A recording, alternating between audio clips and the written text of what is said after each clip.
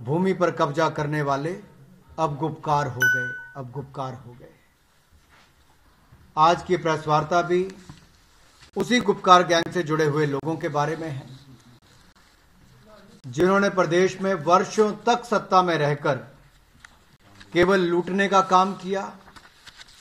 जब सत्ता में थे तब भी करोड़ों अरबों के रुपए के घोटाले होते थे, और शायद आज तक का सबसे बड़ा घोटाला ये इतना बड़ा जमीन घोटाला है कि ये केवल जम्मू कश्मीर नहीं, शायद देश का सबसे बड़ा इस तरह का घोटाला हो।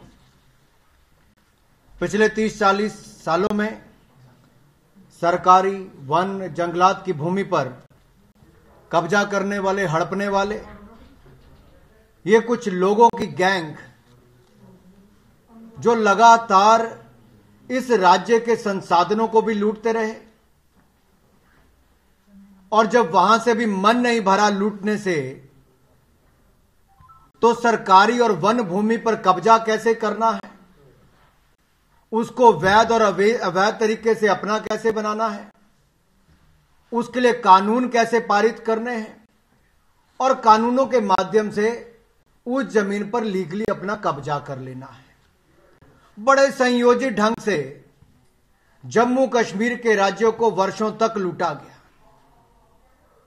इसी तरह का एक कानून 2001 में बना, और उस कानून के माध्यम से यह कहा गया कि जिन लोगों का कब्जा सरकारी या वन जमीनों पर है, चारागाह जमीन पर भी है, उनको हक दिया जाए। उसके बदले में जो पैसा जमा होगा वो 1990 की जो रेट है उसके मुताबिक होगा, और जो पैसा इकट्ठा होगा उसकी उस समय लगाया गया कि 25,000 करोड़ रुपए इसकी कीमत होगी। 25,000 करोड़ रुपए की कुल कलेक्शन स्टेट के रेवेन्यू में होगी, और ये 25,000 करोड़ रुपए का एक सोच थी कि इसको बिजली के प्रोजेक्ट में, हाइडल प्रोजेक्ट्स में लगाया जाएगा। आज मेरा प्रश्न यह है कि 2001 में जो स्कीम लेकर आए,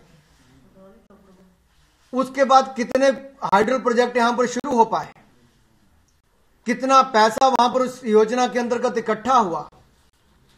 और इस कानून को कहते थे, जो आप लोकप्रिय तौर पे जानते हैं, रोशनी कहते थे, लेकिन Roshni the J&K state lands act 2001 which was for the vesting of ownership to the occupants, यानी कि जिन्होंने गैर कानूनी और असंवैधानिक तरीके से इस पे कब्जा भी किया था, उनके लिए कानून बना दिया गया था।